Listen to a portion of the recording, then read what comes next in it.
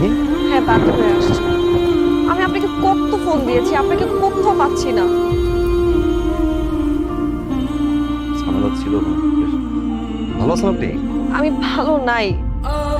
আমার সামনের উইকে আমার বিয়ে ঠিক হয়ে গেছে। আপনি প্লিজ আমার এই বিয়েটা ভেঙে দেন, প্লিজ প্লিজ, যেভাবে হোক আমার এই বিয়েটা ভেঙে দেন।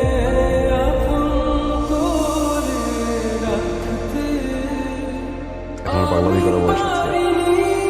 আপনি দেখতে যতটা ইয়ার না লাগে ততটুকু বয়স হয়েছে। বিয়েটা করে ফেলেন। হ্যাঁ, আমি বিয়ে করবো, কিন্তু সেটা আপনাকে। আমি আপনাকে ভালোবাসি। আমি সেটা বলতে পারিনি কখনো, কিন্তু আমার মনে হয়েছে এখন এটা ভুল হচ্ছে।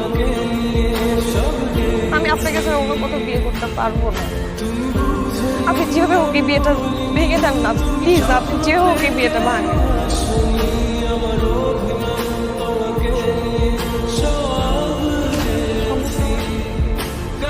আমি জানি আপনি আমাকে ভালোবাসেন। ভালোবাসার ইচ্ছা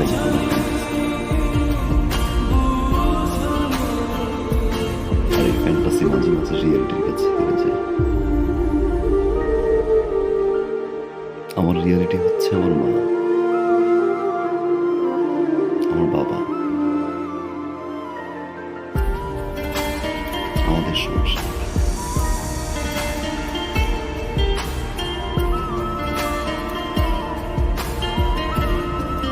ধরে নিন আমার ফ্যান্টাসি আমার রিয়েলিটির কাছে হেরে গেল। আমি আসলে এই মুহূর্তে বাবা, সংসার এর বাইরে কিছু সরি। আপনি বিয়েটা করে ফেলেন। আমি আপনাকে ভালোবাসি। আমি আপনাকে ছাড়া বাঁচবো না। পৃথিবীর সব প্রেমিকারা বিয়ের আগে ঠিক এই কথাটাই বলে তার প্রেমিককে, কিন্তু প্রেমিক বলে তারাই করে ফেলে যায়।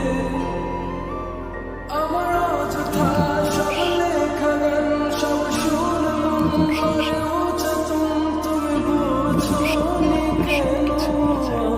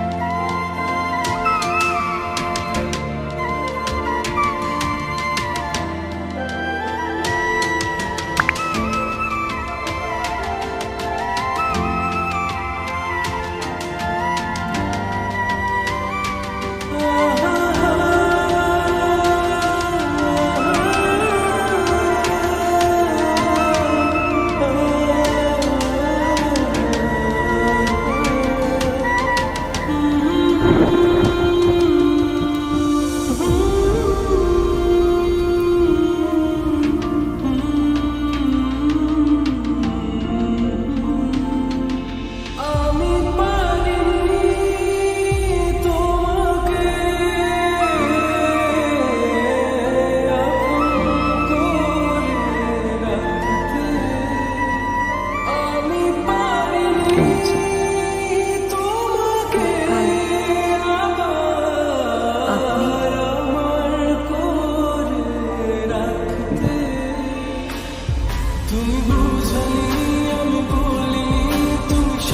আপনি এটা কি?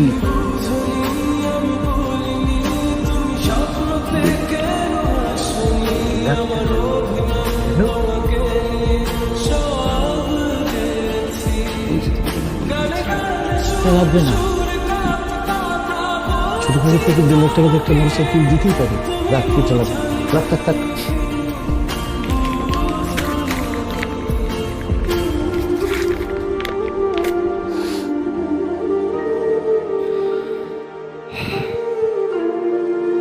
ইউ ভাইয়া, থ্যাংক ইউ।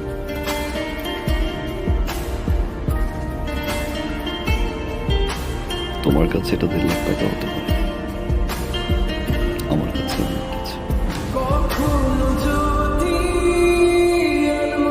তোমার এই 1.5 লাখ টাকা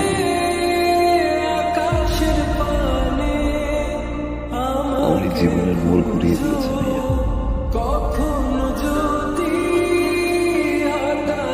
অনেক কিছু শিখেছি, অনেক কিছু দেখেছি, অনেক কিছু পেয়েছি ভাইয়া। আমি প্রতি রাতে প্রতিক্ষণ খুব অজানা আবার অনেক কিছু অভিনয় করে বসি তোমায় ভেবে। এতদিন পরে এসে আমার মনে হলো এটাকে তোমাকে ফেরত দেওয়া উচিত।